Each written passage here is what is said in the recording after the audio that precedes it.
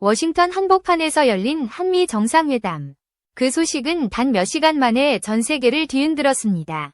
회담이 시작되기도 전 도널드 트럼프 전 대통령은 자신의 소셜미디어 트루스 소셜을 통해 한국을 겨냥한 거친 발언을 쏟아냈습니다. 그는 한국에서 마치 숙청이나 혁명이 일어나는 듯한 상황이라고 주장했고, 미국 기업은 더 이상 한국에서 사업을 할 수 없다고 선언했습니다. 동맹국을 향해 숙청과 혁명이라는 단어를 공개적으로 꺼낸 것 자체가 충격이었고, 이는 단순한 외교적 결례를 넘어선 강한 적대감으로 읽혔습니다. 한국 사회뿐 아니라 중국과 일본 등 주변 강대국들까지 일제히 술렁였습니다. 일각에서는 이 발언이 단순한 선거용 수사에 불과하지 않느냐는 분석도 나왔지만, 방위비 분담금 인상이나 주한미군 문제 같은 민감한 현안에서 한국을 압박하기 위한 전조일 수도 있다는 우려가 팽배했습니다. 실제로 트럼프가 방위비 문제를 꺼내든다면 한반도의 긴장은 걷잡을 수 없이 고조될 수 있는 상황이었습니다. 그런데 회담이 막상 시작되자 그 모든 부정적인 기류가 순식간에 사라졌습니다. 아쿠아일로를 걸을 것 같던 한미 관계는 오히려 드라마틱한 반전을 맞게 된 것입니다. 백악관 오벌오피스에서 마주 앉은 두 정상은 처음에 차가운 분위기와 달리 예상 밖의 유연한 태도를 보였습니다. 특히 트럼프가 한국을 향해 보여준 태도는 적대에서 동반자로 순식간에 전환되었습니다. 그 배경에는 미국 내부의 사정과도 맞물려 있는 거대한 이해관계가 숨어 있었습니다. 미국은 제조업의 경쟁력을 되살리기 위해 몸부림치고 있었고, 그 해답을 한국에서 찾으려 한 것입니다. 바로 워싱턴에서 열린 한미 비즈니스 라운드 테이블에서 그 단서가 드러났습니다. 하워드 라트닉 미국 상무부 장관은 연단에 올라 대한민국은 미국 제조업 르네상스를 이끌 최적의 파트너라고 단언했습니다. 그는 전략산업협력, 미래안보 수호, 방위산업 및 조선업 강화라는 세 가지 축을 제시하며 한국과의 협력이야말로 미국 재건의 핵심이라고 강조했습니다. 단순한 외교적 수사가 아니었습니다. 실제로 한국 정부와 재계가 수십조 원에 달하는 투자 계획과 구체적인 기술 이전, 인력 양성 방안까지 내놓았기 때문입니다. 트럼프 대통령이 강조한 프로젝트의 이름은 의미심장했습니다. MASGA, 다시 미국 조선업을 위대하게 만들자는 이 구호는 그가 즐겨 쓰던 마가의 변형이었습니다. 한국의 민간 조선사들이 미국 현지에 대규모로 투자하고 이를 뒷받침하기 위한 금융 패키지까지 준비한 상황이었습니다. 사실상 트럼프가 원하던 모든 것을 충족시켜주는 카드였던 셈입니다. 미국의 해양 패권 회복은 트럼프 행정부가 집착해온 과제였고, 20세기 중반까지 세계 조선업을 호령하던 미국은 이미 산업 기반이 무너져 지난해 신조 선박을 겨우 두 척 진수하는 데 그쳤습니다. 그런 미국이 조선 강국 한국과 손을 잡는 것은 선택이 아니라 필연이었습니다. 한국의 현대중공업, 삼성중공업, 하나오션 같은 기업들은 이미 미국 현지 조선소 인수를 검토하거나 협력을 추진 중이었고, 트럼프 행정부는 이를 가장 적절한 케이스라고 평가했습니다. 이 시점에서 트럼프가 돌연 한국에 대해 부드러운 태도를 보인 것은 전혀 우연이 아니었습니다. 그는 미국 산업 부흥을 위해 한국의 기술과 자본이 절실히 필요하다는 현실을 직감한 것입니다. 여기서 중요한 점은 한국이 단순히 미국의 요구에 끌려간 것이 아니라는 사실입니다. 한국 역시 미국 조선 시장에서 커다란 파이를 얻을 수 있다는 계산을 하고 있었습니다. 세계적인 친환경 선박 수요는 이미 10년치가 예약되어 있고, 한국 기술은 이 분야에서 독보적인 경쟁력을 자랑합니다. 미국 정부가 중국 조선업체의 물량을 배제하려는 상황에서 한국 조선업체들이 차지할 수 있는 기회는 상상을 초월했습니다. 다시 말해, 트럼프의 태도 전환은 한국에게도 절호의 찬스였던 것입니다. 이처럼 양측의 이해가 맞아떨어지면서 한미 정상회담은 예상치 못한 결실을 맺었습니다. 트럼프는 한국을 향한 원색적인 비난을 접고 오히려 미국 제조업 르네상스의 동반자로 격상시켰습니다. 세계 외교가와 언론들은 이 반전을 두고 외교적 묘수라고 평가했습니다. 하지만 여기에는 단순한 외교 이상의 거대한 파장이 뒤따랐습니다. 한국의 조선업과 방위산업이 이제 미국 안보의 핵심 축으로 편입되면서 중국과 일본 같은 주변국들이 느끼는 위기감은 폭발적으로 커졌습니다. 일본 언론은 한국이 미국과의 군사산업협력에서 주도권을 잡았다는 논평을 내놓으며 경악을 감추지 못했습니다. 중국 역시 공식적인 비난은 자제했지만 내부적으로는 한국이 미국 공급망의 최심장부로 들어서는 것을 심각한 도전으로 받아들였습니다. 한미 정상회담이라는 외교 무대가 사실상 한반도와 동아시아의 전략 지형을 송두리째 뒤흔든 사건으로 기록된 것입니다. 그러나 이 반전 드라마는 단지 시작에 불과했습니다. 한국의 방위산업이 유럽과 중동, 심지어 아프리카까지 확장되는 신호탄이 되었기 때문입니다. 트럼프의 한마디가 불러온 연쇄 반응은 곧 전 세계 무기 시장의 질서를 송두리째 바꿔놓을 조짐을 보이기 시작했습니다. 이제 전 세계의 시선은 한국이 다음에 어떤 카드를 꺼내들지에 집중되고 있었습니다.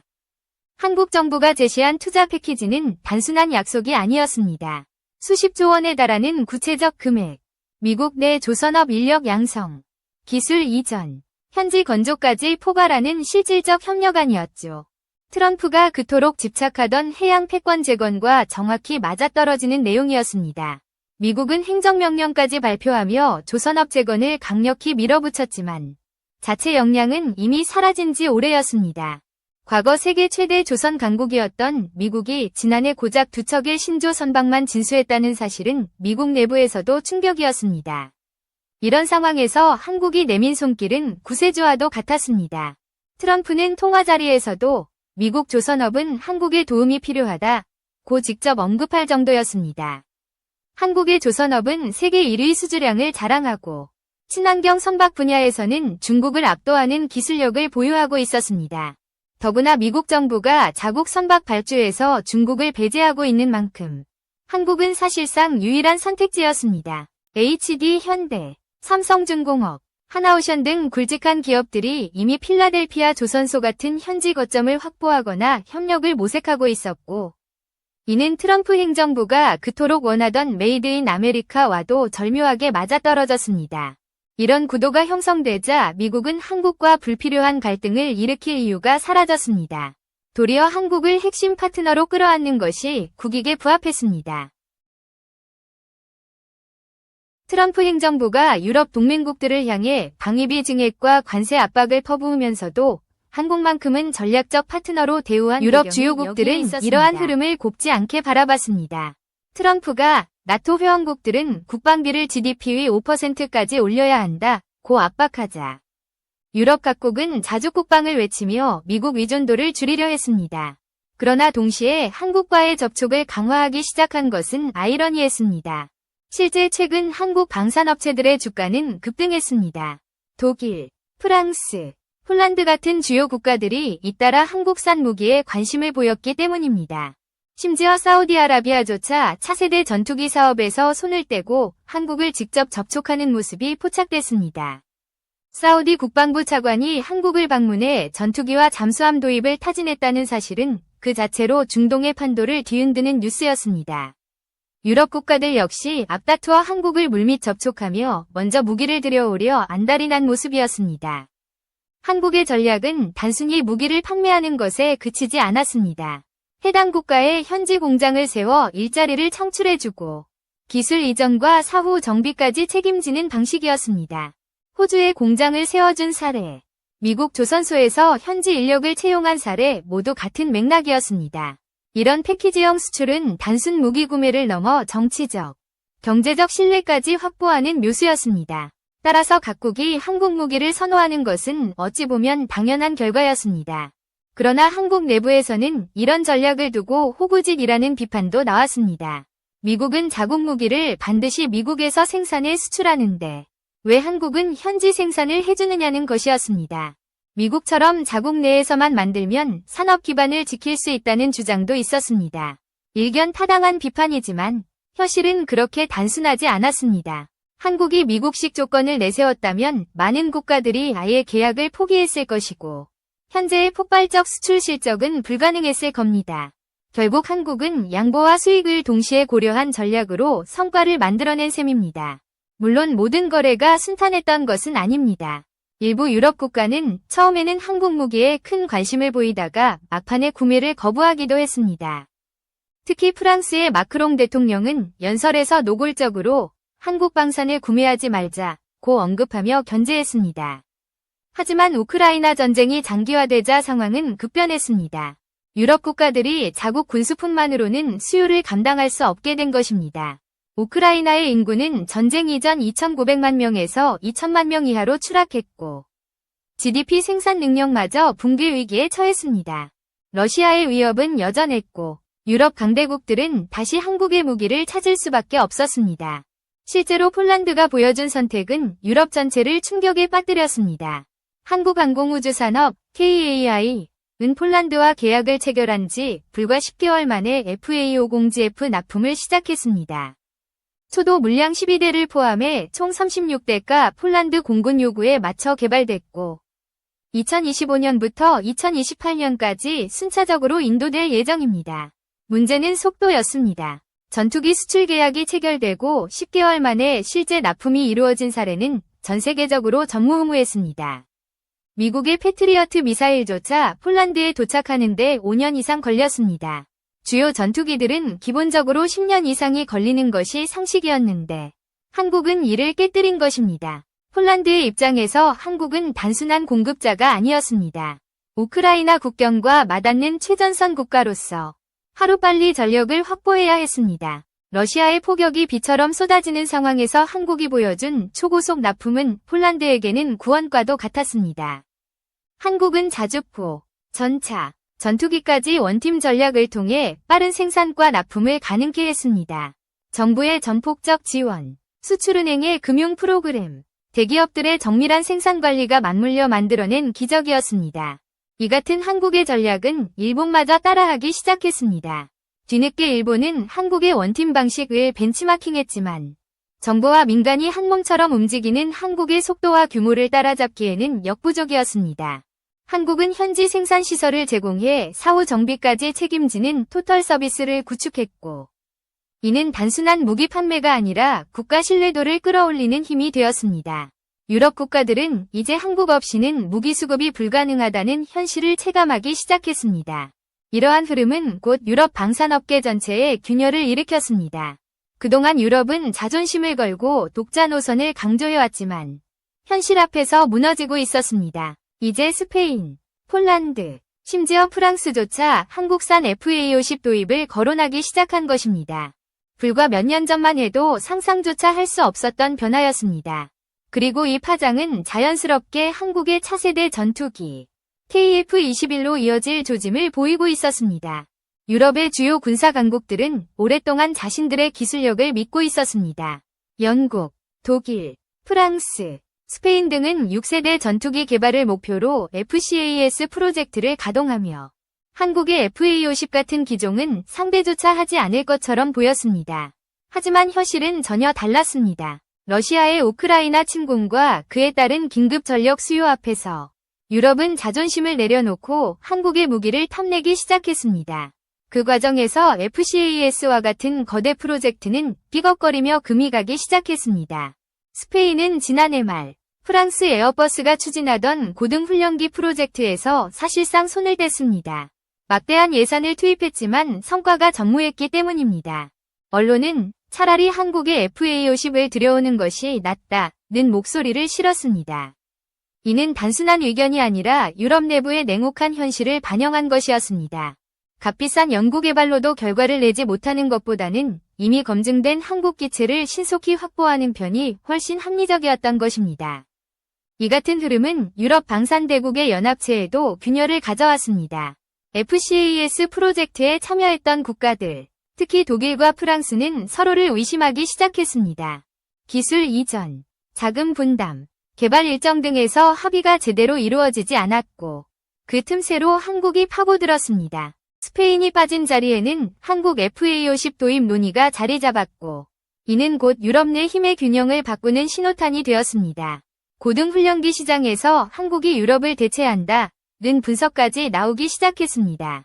일본의 상황도 다르지 않았습니다. 일본은 영국과 손잡고 6세대 전투기 공동 개발을 추진했지만 난관에 봉착했습니다. 미국 로키드 마틴과 협력하려 했던 계획도 결국 미국 측의 소극적 태도로 좌절됐습니다. 일본 언론조차 미국은 기술을 제대로 제공하지 않는다며 불만을 쏟아냈습니다. 결국 일본은 영국, 이탈리아와 손잡았지만 AI, 첨단 반도체, 차세대 센서 등 핵심 기술의 벽은 높기만 했습니다. 영국 국방부는 낙관론을 내놨지만 일본 내부에서는 실패 가능성이 높다는 비관론이 더 강했습니다. 이와 대조적으로 한국은 KF-21을 통해 차근차근 성과를 내고 있었습니다. 인도네시아와 공동 개발을 표방했지만 사실상 한국 단독 프로젝트로 진행돼 왔습니다. 인도네시아가 분담금을 계속 미루면서 신뢰를 잃었지만 그럼에도 불구하고 한국은 자체 역량으로 시제기 비행에 성공했고 단계적 성능 개량을 이어가며 실전 배치 가능성까지 가시화시켰습니다. 이는 국가연합으로 전투기를 개발하는 것은 비효율적이라는 사실을 방산업계에 각인시키는 계기가 되었습니다. 강대국들이 연합 프로젝트에서 헤매는 사이 한국은 홀로 성과를 거둔 것입니다. 이런 상황에서 에어버스는 또 다른 시도를 했습니다. 바로 한국 FA50을 유럽 시장에 함께 판매하자는 제안이었습니다. 에어버스 디펜스의 CEO 마이클 셰로는 한국산업통상자원부 장관을 직접 만나 협력을 논의했습니다. 표면적으로는 협력 같지만 실질적으로는 한국의 기술과 생산력을 빌려 유럽 시장을 지배하려는 중간업자 전략이었습니다. 그러나 한국은 단순한 하청을 원하지 않았습니다. 스페인, 폴란드 등은 아예 FA50 현지 생산을 추진하며 한국과 직접 협력하려는 길을 택했습니다. 이는 한국이 이제 단순한 수출국이 아니라 허브 국가로 인정받고 있음을 의미했습니다. 특히 폴란드는 한 걸음 더 나아갔습니다. FA50뿐 아니라 차세대 전투기 KF-21 블록 2위 현지 생산까지 염두에 두고 있었습니다. 폴란드가 이러한 의지를 내비친 것은 단순한 방위력 보강 차원을 넘어 유럽의 항공우주산업 주도권을 한국과 함께 쥐겠다는 포부의 표현이었습니다. 스페인 역시 마찬가지였습니다. FCAS 프로젝트가 좌초될 경우 차라리 KF-21을 들여와 공군전력 공백을 메우겠다는 계산을 하게 된 것입니다. 과거에는 인도네시아처럼 분담금을 미루는 불안정한 파트너와 함께하던 한국이 이제는 부유한 유럽 국가들의 러브콜을 받으며 전혀 다른 위상으로 올라선 것입니다. 이 변화는 단순히 수출 계약 이상의 의미를 가졌습니다. 그동안 저가형 무기 수출국 정도로 여겨지던 한국이 첨단 전투기 시장에서도 유력한 대안으로 부상한 것이었습니다. 세계는 러시아 전쟁을 통해 전쟁의 현실을 직시했고 속도와 신뢰를 보장하는 한국식 공급 모델의 가치를 절감했습니다. FA50에서 시작된 신뢰가 KF-21로 이어지며 한국은 더 이상 주변국이 아닌 중심국으로 도약하고 있었습니다. 유럽 내부에서는 혼란이 가중됐습니다. 역내 조달 원칙을 고집하던 목소리는 사라지고 오히려 한국과의 협력을 선점하려는 경쟁이 치열해졌습니다. FA50의 미국 시장 진출 가능성이 거론되자 분위기는 더욱 달아올랐습니다. 만약 한국산 고등훈련기가 미국 시장에 들어선다면 전 세계 시장 점유율은 폭발적으로 늘어날 것이 분명했습니다. 미국의 보증을 등에 업은 FA50은 곧 제2의 K9 자주포가 될 것이라는 기대가 나왔습니다. 이 시점에서 한국은 단순한 무기 수출국을 넘어 글로벌 방산 판도를 재편하는 주도국으로 부상하고 있었습니다. 그리고 이는 곧 일본의 좌절과도 연결됐습니다. 일본이 애써 추진하는 6세대 전투기 프로젝트는 실패 가능성이 높아지는 반면 한국은 FA50과 KF-21을 통해 실질적 성과를 만들어내고 있었습니다. 유럽과 중동, 아프리카 국가들이 한국산 무기를 쟁탈하려는 모습은 일본에게는 큰 충격이었습니다. 일본 언론은 한국이 방산에서 일본을 압도하고 있다는 평가를 내놓으며 위기감을 드러냈습니다. 이제 한국과 일본의 격차는 좁혀지기 어려운 수준으로 벌어지고 있었습니다. 한국 방위산업의 비약적인 성장은 단순한 무기 판매를 넘어 글로벌 전략 질서를 뒤흔드는 수준에 이르렀습니다. 특히 유럽 주요국들의 태도가 극적으로 변한 것은 상징적이었습니다. 불과 몇 년 전만 해도 한국산 무기는 값싸고 빠른 대안 정도로 취급되었지만 지금은 첨단 전투기와 방산 체계까지도 한국에 의존하지 않으면 안 되는 상황이 된 것입니다. 그 배경에는 한국 특유의 속도전과 신뢰성이 있었습니다. 폴란드는 이를 가장 극적으로 보여주는 사례였습니다.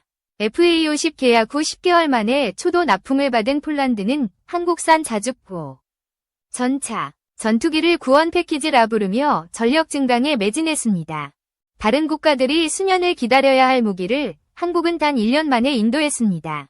폴란드 언론은 이를 두고 한국은 전시 상황의 긴박감을 정확히 이해하는 유일한 파트너라고 평가했습니다. 러시아의 포탄이 빗발치는 상황에서 납품 속도는 곧 생존과 직결되기 때문입니다. 이 같은 한국식 모델은 단순히 무기를 파는 데서 끝나지 않았습니다. 현지 공장을 세워 생산과 정비를 책임지고 인력을 고용해 고용 창출 효과까지 안겨주는 방식은 유럽 사회에 큰 반향을 일으켰습니다. 자국 내 일자리 창출이라는 정치적 성과까지 보장되니 각국 정부 입장에서도 한국 무기를 선택할 명분이 충분했습니다. 바로 이런 점이 기존 방산 강국들과의 차별화 요소였습니다. 미국과 프랑스는 자국 생산을 고집했고 독일은 철저히 자국 기업 위주였습니다.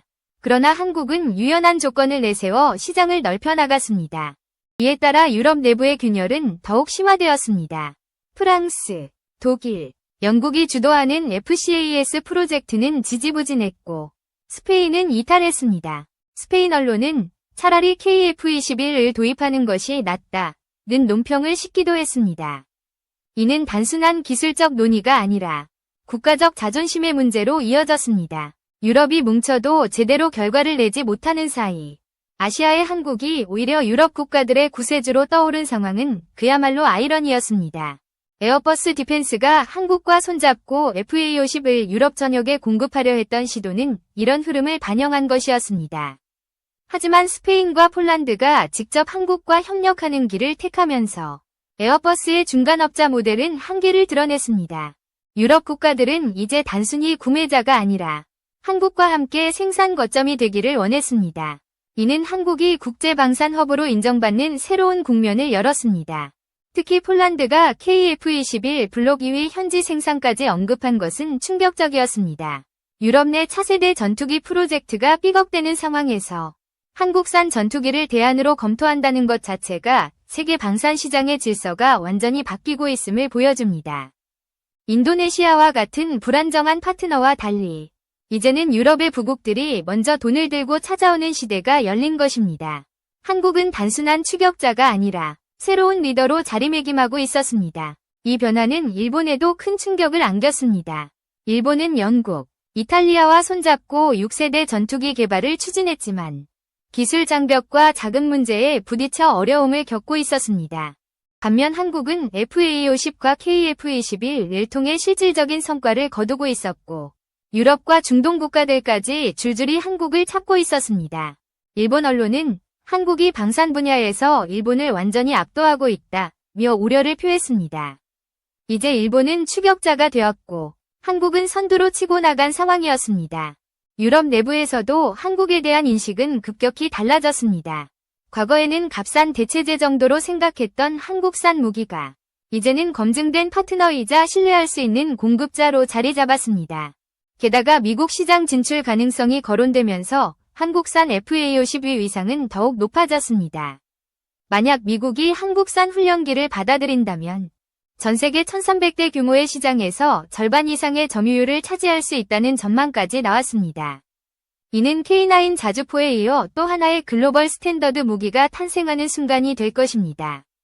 유럽의 주요 군사 강국들이 여전히 자존심을 지키려 애쓰는 동안 중견국들은 발 빠르게 움직였습니다. 폴란드는 마케팅 거점으로서 FA-50을 적극 홍보했고 스페인도 KF-21 도입 가능성을 검토했습니다. 이집트 같은 아프리카 국가들까지 한국 무기에 관심을 보이며 글로벌 수요는 기하급수적으로 늘어났습니다. 한국 방산업체들의 수주 잔고는 이미 30년치 일감을 확보했다는 말이 나올 정도였습니다. 다만 이 같은 폭발적 성장에는 위험 요소도 도사리고 있었습니다. 대금 결제 지연이나 정치적 변수가 언제든 돌발할 수 있었기 때문입니다. 그럼에도 불구하고 세계는 한국산 무기를 찾지 않을 수 없었습니다. 전쟁은 실전이고 실전에서 중요한 것은 속도와 신뢰였습니다. 한국은 이 두 가지를 모두 보여주었고 그 결과 한국의 위상은 과거와 비교할 수 없는 수준으로 높아졌습니다. 이제 한국은 더 이상 무기 수출국 중 하나가 아니라 세계 방산 시장의 판도를 바꾸는 핵심 플레이어가 되었습니다.